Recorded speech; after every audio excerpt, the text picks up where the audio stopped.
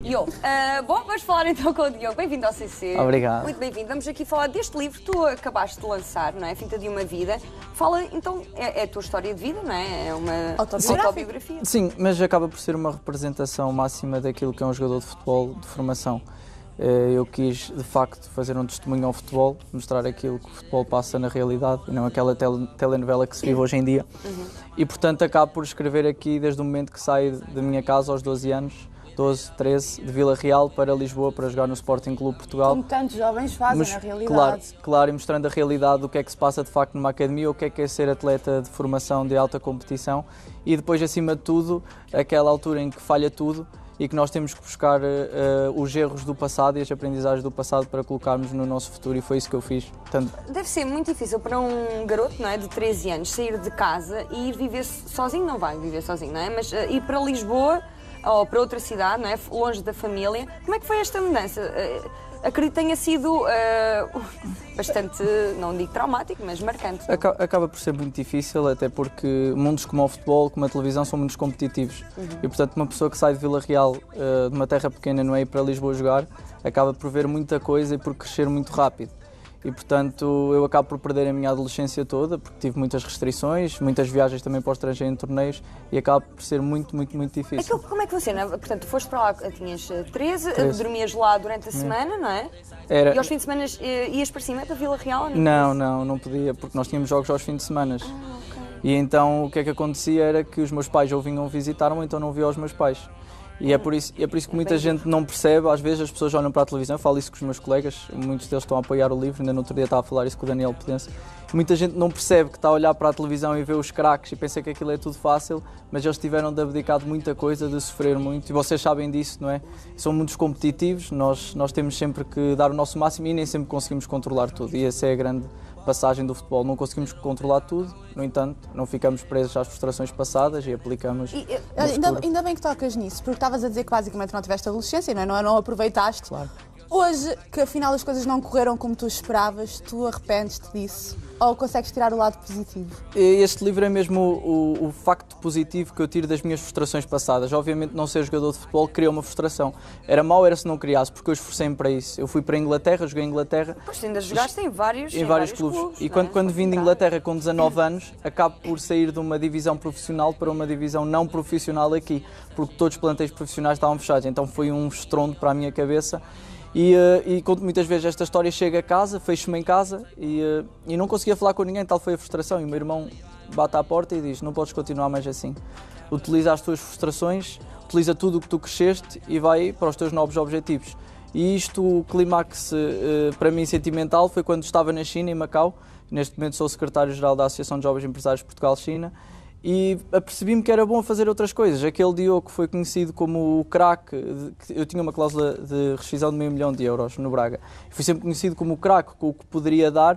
Acabei por perceber que tinha outras coisas e apliquei aprendizagens passadas do futebol nessas coisas. E, portanto, para mim foi muito bom estar naquele momento em Macau, lembro perfeitamente. Estávamos no Hotel Venetians a fazer uma feira empresarial e lembro-me de me sentir fogo. Realmente eu sou bom noutras coisas, apliquei ensinamentos noutras coisas e é assim a vida. Tinhas não é? Um plano B, não é? Ainda bem, de certa forma.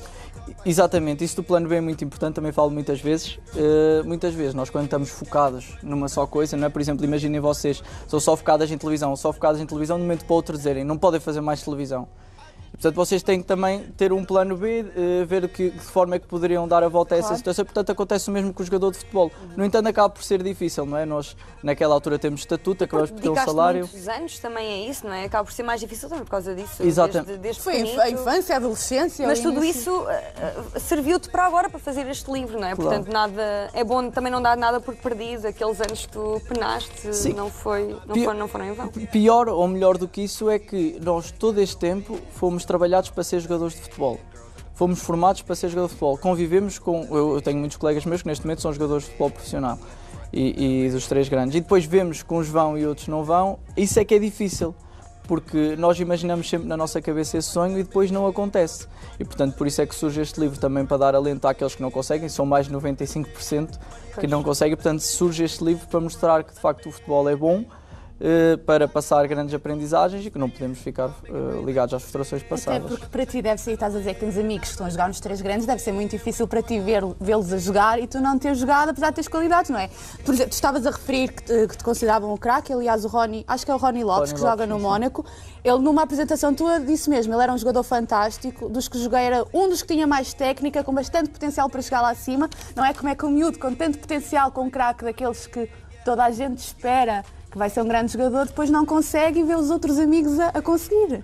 Pois, eu nesta altura já ultrapassei isso e fico muito contente com o sucesso dos meus colegas, até porque eles têm sido um grande suporte para este projeto e sempre foram muito meus amigos. Eu nunca ia ficar feliz por eles não serem e eu não tinha sido. No entanto, Estás bem resolvido, não é? Claramente, e isso é que é importante na vida, é nós sermos felizes e bem resolvidos com aquilo que temos e graças a Deus que eu sou.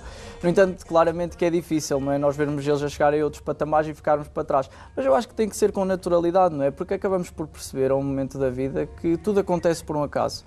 E se calhar se eu depois desse jogador de futebol, se calhar não tinha este tipo de projetos, não estava tão feliz como estou. Sim, se calhar não eras tão livre como és, não é? Porque tu, livre no sentido em que não tens, sei lá, existem os jogadores livre é a palavra... É que os jogadores de futebol vivem ali no... É a melhor palavra nem sequer que tu podem dar disseste.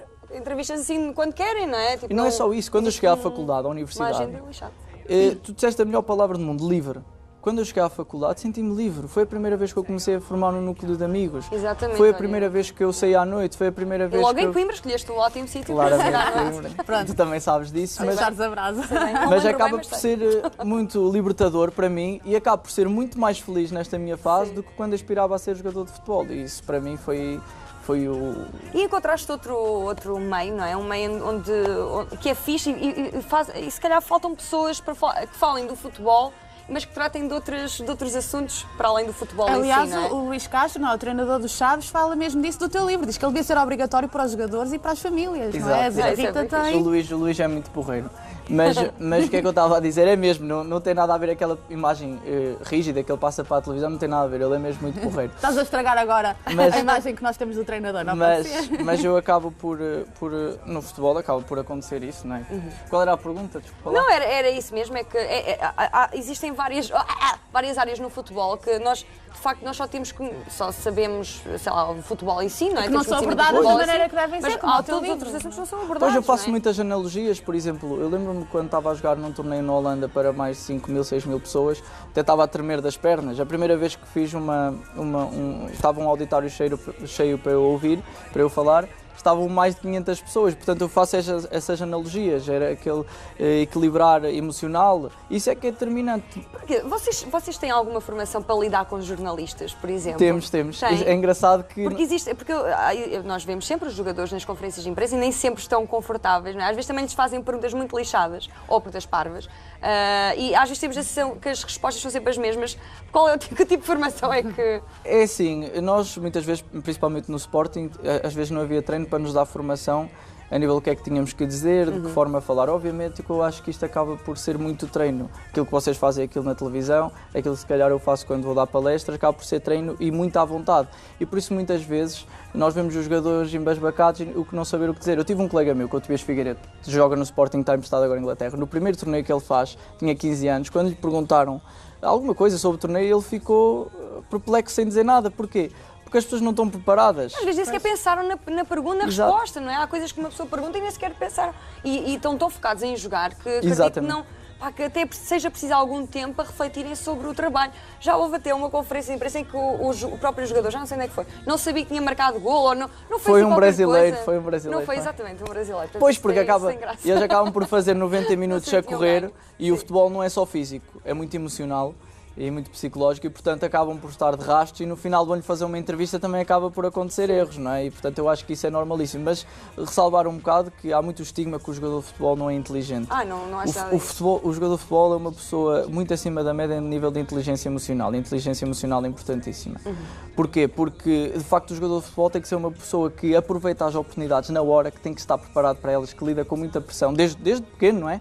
E, portanto, tem que ter um equilíbrio emocional constante. E trabalhar em equipa, não é? Exatamente. E desde pequenino que está em equipa e é obrigado a que os seus colegas sejam a sua família, não é? Sim, e o facto de ser jogador não impede que tenha outros gostos e também, não é? E vamos vendo isso, muitos jogadores a ler que até se fazem notícias sobre isso, não é? Como é que é Exatamente. possível? Jogou comigo o Francisco Geraldo. Exatamente, estava a Jogou falar do comigo Francisco também. Geraldo, que é Ele notícia jogou por comigo. estar a ler livros. Olha, então, por falar em livros, já está à venda, não é? E vais apresentá-lo sexta-feira? Sim, sim. O livro está à venda em todas as FNACs e está à venda também no meu website pessoal, que é www.diogobarbosademel.com. Esta sexta-feira, dia 20, vai ser a apresentação aqui em Lisboa na FNAC do Vasco da Gama e vai ter a presença do Bruno Fernandes, do Daniel Pudense e do árbitro Duarte Gomes, que são pessoas que apoiaram o projeto, tal como muitos outros, como o Rony Lopes, como falaste, o Mr. Luís Castro, o Tarantini também. E, portanto, acaba por ser um realizar pessoal muito grande e também uma grande mensagem para passar àqueles que querem ser jogadores de futebol. E queiram perceber mais sobre este mundo, não é? E não só, não é? E para aqueles que também têm motivações a níveis empresariais, porque também falo muito a nível empresarial na China, portanto acaba por ser um complemento também a isso. Olha, bem, perfeito. para contactem aqui o Diogo e comprem o livro, não é? Olha, obrigada. Obrigado, Boa sorte obrigado nesses eu. projetos todos. Muito obrigado. Obrigada.